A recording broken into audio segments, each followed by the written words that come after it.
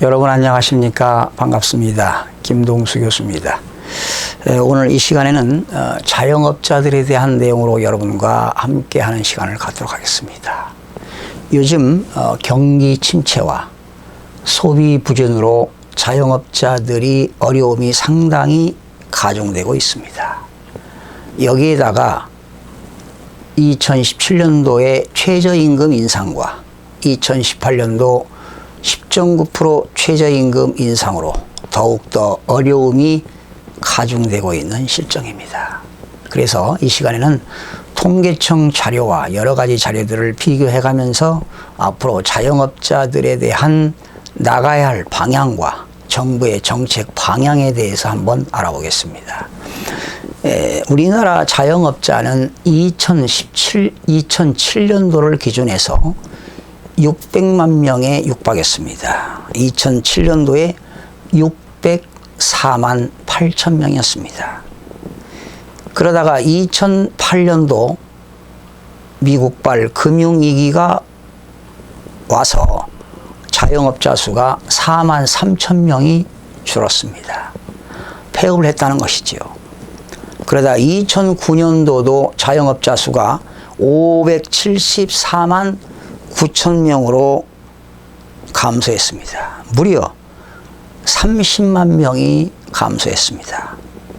그러한 감소 인원이 계속 유지되다가 지난 2016년에 561만 4천 명으로 정점을 찍었습니다.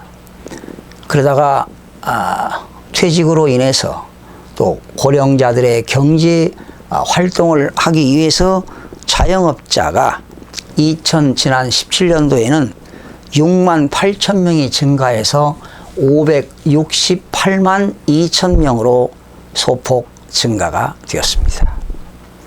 그러면 우리나라 2017년도 기준에서 취업자 수가 2,672만 5천 명 중에 자영업자가 568만 2천 명입니다. 그러면 취업자 수 대비 자영업자의 차지하는 비율은 21.3%에 해당합니다. 과거에 2000년 초반에도 자영업자 차지하는 비율이 25.5%에 해당했던 것이 감소된 것은 사실입니다. 그러나 선진국들의 자영업자들의 비율은 10% 미만입니다. 또한 전세 OECD 국가 중에서 취업자 대비 자영업자 수가 제일 많은 국가가 미국입니다. 2위가 멕시코, 3위가 한국입니다. 이렇게 취업자 대비 자영업자 수가 상당히 높다고 볼 수가 있습니다. 지난 통계청 자료에 의하면 2016년도에 개업자 수가 자영업을 개업한 사람이 110만 726명이었습니다. 그런데 2016년도 한 해에 폐업자는 무려 83만 9,602명이 폐업을 했습니다. 그러니 개업자 대비 폐업 수를 계산해 보면 폐업률은 무려 76%에 해당을 했습니다.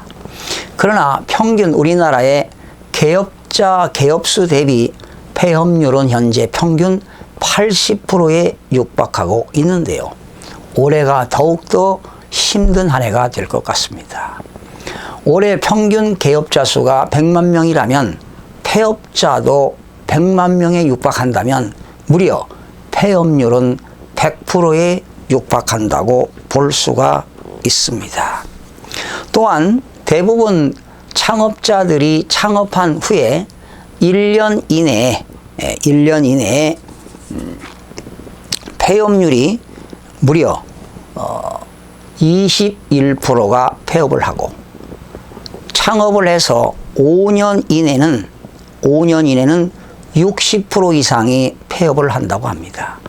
그러니 5년 이내에 생존율은 39%, 1년 이내에 생존율은 79%밖에 되지 않습니다.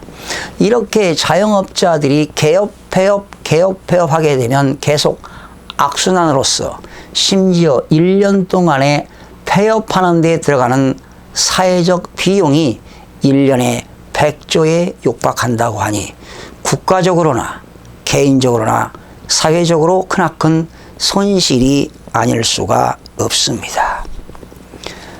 그런 와중에 올해 최저임금위원회가 최저임금을 인상을 시켰습니다.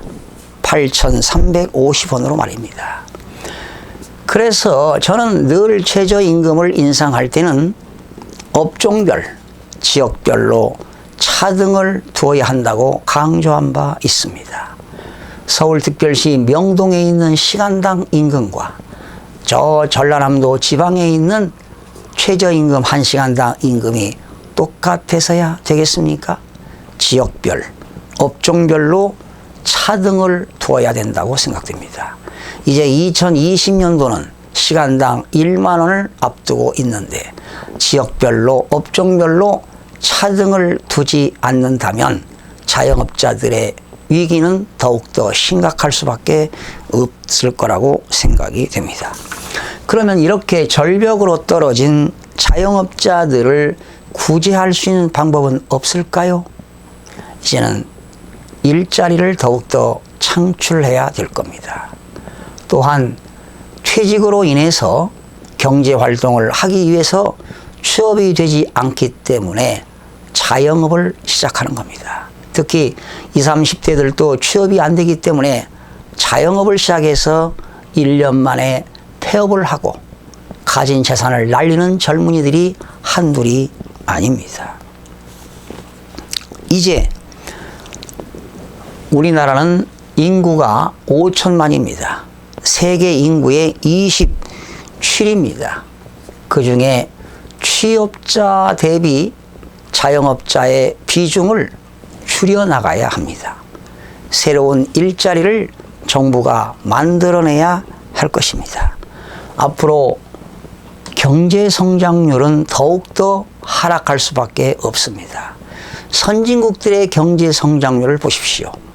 2019년도 다 하락합니다. 그러나 신흥국인 인도 같은 데는 내년도 경제 성장률이 아주 높습니다. 7.7%를 예상하고 있습니다. 더 증가하는 거지요. 중국은 6.6%에서 내년도 6.4%로 경제 성장률이 떨어지고 있습니다. 앞으로 경기 장기 침체로 인해서 소비가 더욱더 위축될 것입니다.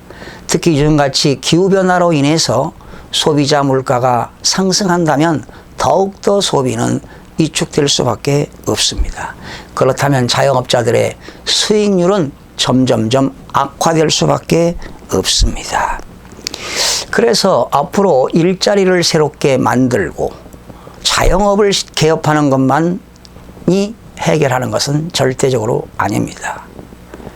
또한 퇴직한 이후에 노후 소득을 튼튼히 보장할 수 있는 정부의 대책이 필요할 시점이라고 생각이 됩니다. 여러분, 자영업자들을 살려야 대한민국 경제가 견고해질 수밖에 없는데, 그러나 정부 정책으로서는 자영업자들의 비율을 줄여나가는 수밖에 없습니다. 자영업을 개업하지 않고 그들에게 새로운 일자리를 심어주는 것.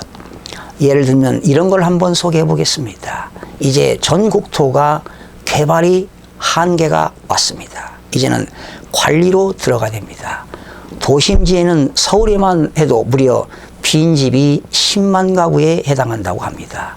이러한 빈집들을 재생사업을 통해서 뉴딜 정책을 수립하는 것도 바람직하지 않겠습니까? 개업 폐업으로 인해서 1년 동안의 사회적 비용이 100조가 낭비된다는 사실을 정책 위반자들은 알아야 할 것입니다.